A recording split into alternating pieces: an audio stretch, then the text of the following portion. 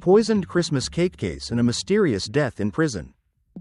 A shocking murder case that rocked Brazil has ended with the death of the main suspect in custody, leaving many unanswered questions and unending pain for the survivors. This is the story of the Christmas cake killer, a case that shocked not only Brazil but the entire world. It all began with a warm family celebration like any other in Brazil. Days Moura, 42, brought a traditional Brazilian cake to share with her family during Christmas. None of her loved ones could have imagined that this would be the last feast for some of them. The cake looked normal, with nothing unusual about it, but survivors later described an oddly spicy taste. As the first symptoms appeared, the tragedy began to unfold. Party attendees fell ill one by one, with increasingly severe symptoms. According to the investigation results from the Brazilian Forensic Institute, the cake flour had been mixed with extremely high concentrations of arsenic, a powerful poison that can be fatal. Margette Mittman, director of the Brazilian Comprehensive Forensic Institute, declared in a press conference, "This was not natural poisoning. The arsenic concentration was so high that this cannot be considered anything other than deliberate poisoning." The poisoning had devastating results. 3 family members died, and 3 others were hospitalized in critical condition. Dais's mother-in-law, Zélie Duz, fortunately survived. However, Zélie's 2 sisters, maid Bernice Flores de Silva and Noa Denise Silva Duz, along with Noa's daughter Tatiana Silva dos Santos, did not survive. Tatiana's son was also severely ill, as was maid's husband Jefferson. Jefferson, now facing the pain of losing his beloved wife, shared his grief with British press LBC. "Half of my life is gone. I have to rebuild everything. Sleeping is extremely difficult. I don't want to take sleeping pills, but I think I must. At night, all that remains is emptiness." Jefferson also recalled, "We were all having a wonderful time. Ma, his wife, always loved occasions like Christmas, New Year, birthdays. She always enjoyed these occasions." According to the BBC, the local police chief confirmed to the media that they were certain suspect Days Moura had researched, purchased, and used the poison to kill the victims. Investigators found evidence that she had purchased arsenic and searched for information about this poison online. Notably, the investigation didn't stop at the Christmas cake poisoning. Days was also investigated regarding the death of her father-in-law, who had passed away a few months earlier. When his body was exhumed, tests also revealed high arsenic concentrations. Investigators collected numerous samples from the scene, including remaining cake pieces, cooking utensils from Dais's home, and kitchen tools. Forensic analysis showed arsenic traces not only in the cake but also on some cooking utensils at the suspect's home, proving the poison had been prepared there. In particular, detailed analysis of the cake recipe and preparation method showed that arsenic had been deliberately mixed into the flour, not randomly contaminated from the environment. Despite facing seemingly undeniable evidence, Days denied any involvement in the poisonings.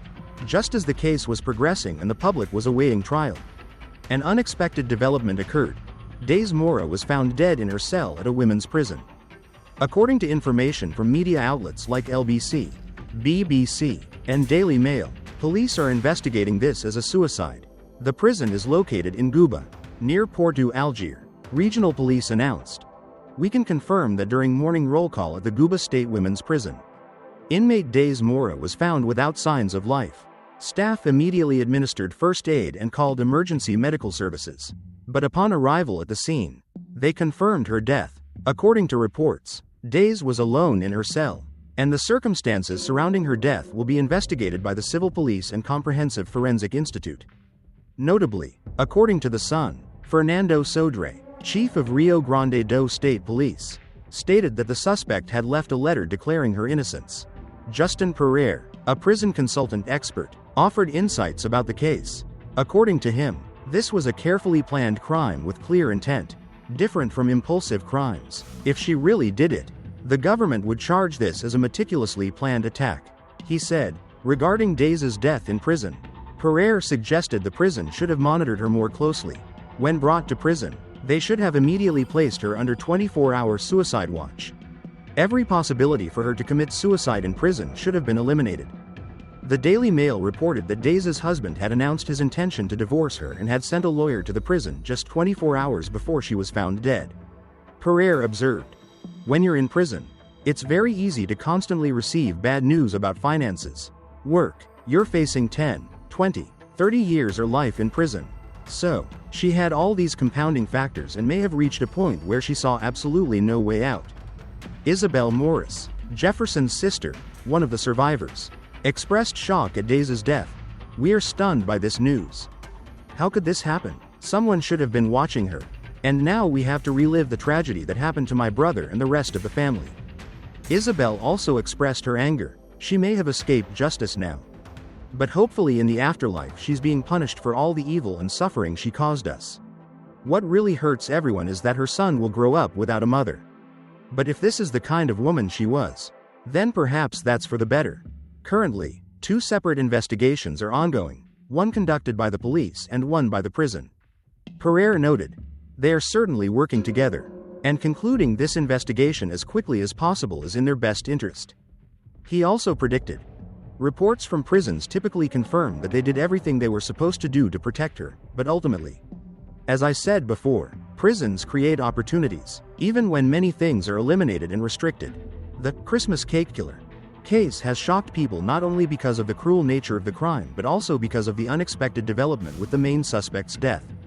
This leaves many unanswered questions and may prevent the victims' families from getting complete closure. Pereira pointed out that the early days in prison are often more bearable because it's a new environment and people can convince themselves they'll get out or that they've been wrongfully accused. But after some time, when the awareness of reality becomes clearer, perhaps after a week, 3 weeks, or a month, people begin to realize, this is my reality. This is my life. For days, if convicted, she would have faced a life sentence in a foreign prison environment, without the amenities, education, programs, and health care she was accustomed to. This, combined with news of her husband wanting a divorce, may have been the last straw. The Christmas cake killer case is a multi-layered tragedy, affecting many families and leaving unanswered questions. The main suspect's departure without facing justice in court has added to the pain of the survivors. As Isabel Morris said, the victims' families now face reliving the tragedy without clear closure. Meanwhile, Dais's son will grow up without a mother, another innocent victim of this tragedy. This case also raises questions about prison security and how society deals with horrific crimes. Can justice be served when the main suspect is gone? How can survivors continue their lives after such an indescribable loss? Although answers to these questions may never come, the Christmas cake killer case will haunt Brazil and the world for years to come, as a painful reminder of the complex and sometimes incomprehensible nature of human behavior.